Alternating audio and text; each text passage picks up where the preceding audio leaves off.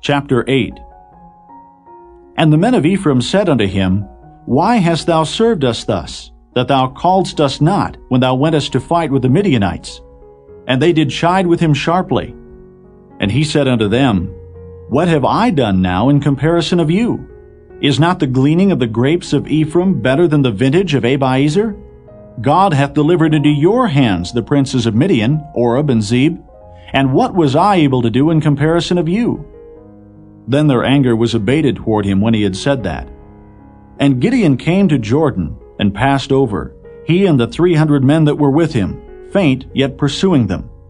And he said unto the men of Succoth, Give, I pray you, loaves of bread unto the people that follow me, for they be faint, and I am pursuing after Zebah and Zalmunna, kings of Midian.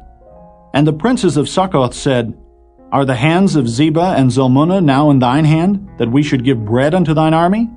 And Gideon said, Therefore, when the Lord hath delivered Zebah and Zalmunna into mine hand, then I will tear your flesh with the thorns of the wilderness and with briars.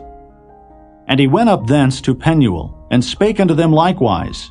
And the men of Penuel answered him as the men of Succoth had answered him.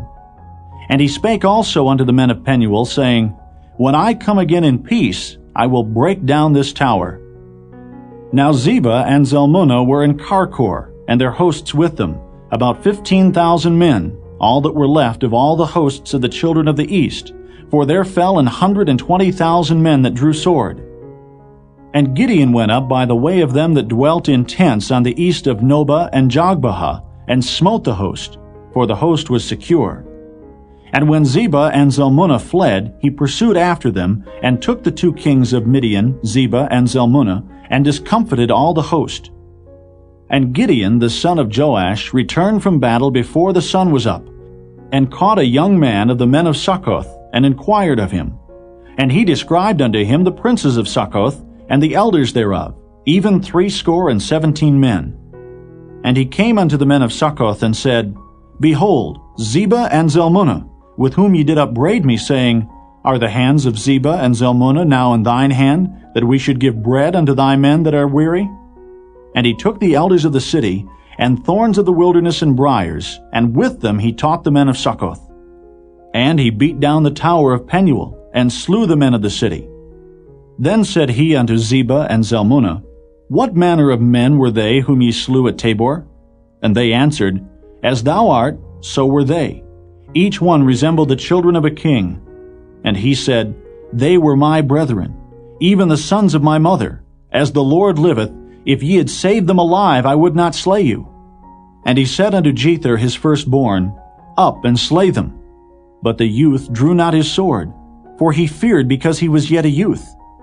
Then Zebah and Zalmunna said, Rise thou, and fall upon us, for as the man is, so is his strength.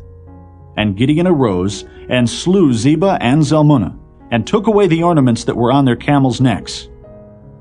Then the men of Israel said unto Gideon, Rule thou over us, both thou and thy son's son also, for thou hast delivered us from the hand of Midian.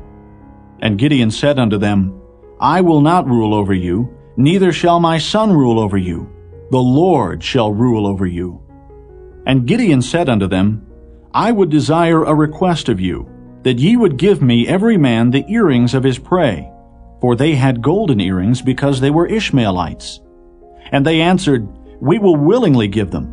And they spread a garment, and did cast therein every man the earrings of his prey. And the weight of the golden earrings that he requested was 1,700 shekels of gold, beside ornaments and collars and purple raiment that was on the kings of Midian, and beside the chains that were about their camels' necks. And Gideon made an ephod thereof, and put it in his city, even in Ophrah. And all Israel went thither a-whoring after it, which thing became a snare unto Gideon and to his house. Thus was Midian subdued before the children of Israel, so that they lifted up their heads no more. And the country was in quietness 40 years in the days of Gideon.